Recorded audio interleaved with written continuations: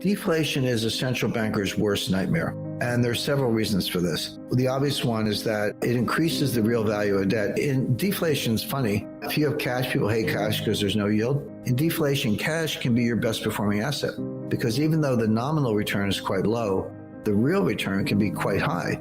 If you have deflation of 2%, and your money just stays constant, your money's worth 2% more because that's what deflation, prices go down, so your money goes further, so it's worth more. In a world of 2% deflation, the real return on your cash is +2, even if the bank's paying you 0 because it's worth 2% more. It helps creditors, but it hurts debtors. But who's the world's biggest debtor? It's the United States government. The real value of the U.S. debt, $31 trillion, would go up in a deflationary environment, and they don't want that. That's one reason. But the real reason, the more powerful reason, this is what keeps them up at night, they can't stop it. See, with inflation, the Fed has always been confident. You get inflation, okay, they don't want it, but it happens. But when it does, we can crush it with high interest rates. And that's what Volcker did, and that's what Jay Powell's doing right now. But when you get deflation, they don't have any tools. Now, they'll do QE. The QE is a joke. How does QE actually work? Well, the way it works is it's money printing of a kind.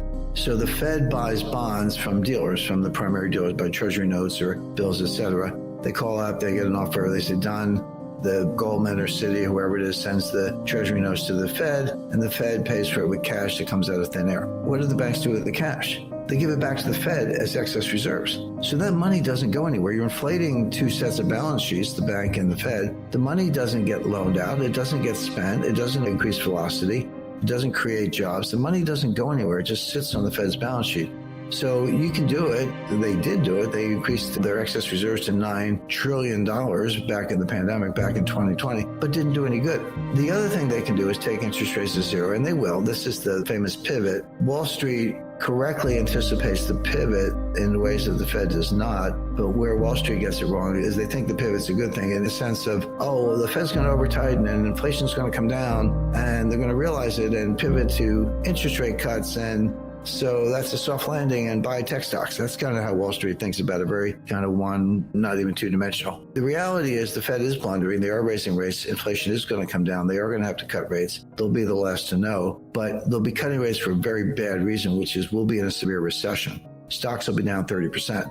So the idea that you're going to have a Goldilocks ending or soft landing is not true. The Fed will pivot, but they'll pivot too late. The damage will be done, and the damage to the economy, as they say, it will be severe. Getting back to deflation, they can lower rates to 0, and they will, but then they're stuck. There's no evidence that negative interest rates are more easing, if you want to call it that. But everyday citizens in the United States, they look at that and they go, wait a second, why does the central bank have negative interest rates? They must be scared to death of deflation. And if they are, I'm going to save my money. I'm not going to spend it. Because first of all, the money will be more valuable, as I described. It also means there's a really bad economic outcome on the horizon, which is exactly when you would want to spend less, save more, build up cash reserves. So the idea of lowering interest rates into negative territory is, hey, you better go out and spend it because, you're going to lose it if you keep it in the bank. But people do the opposite. They hoard it. It actually is worth more in real terms, as I described. So you get the opposite of what they think. But again, the economists lack common sense. So negative interest rates don't work. QE doesn't work.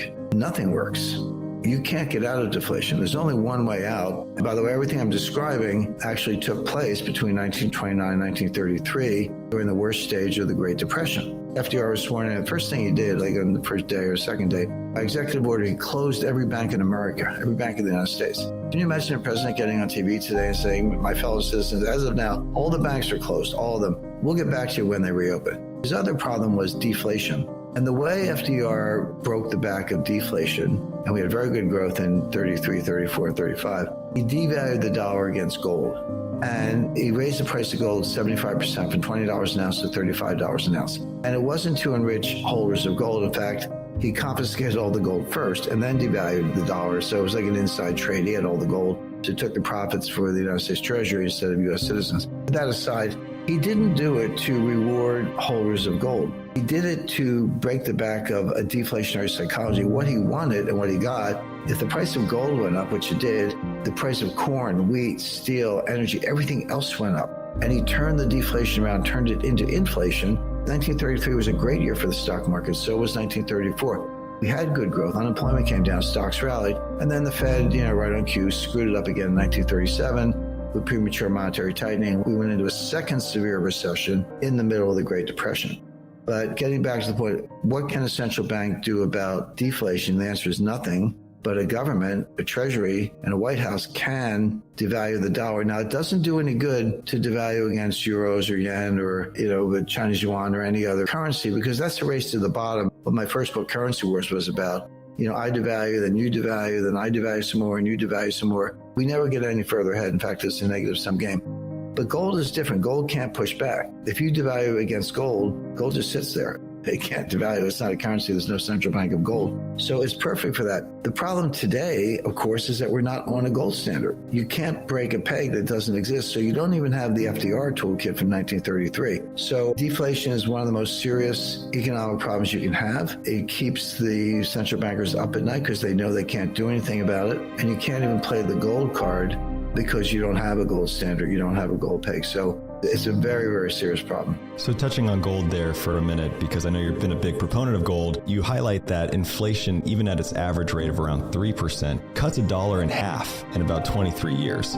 So if we start to see disinflation or deflation, and we just get down to like a 5 or 6% range, for a prolonged period perhaps, how does an investor best protect themselves, whether it's gold or maybe some other assets? Let's just take 6% inflation. That's pretty high. 6% inflation cuts the value of the dollar in half in 12 years, okay? 12 more years, it's half again.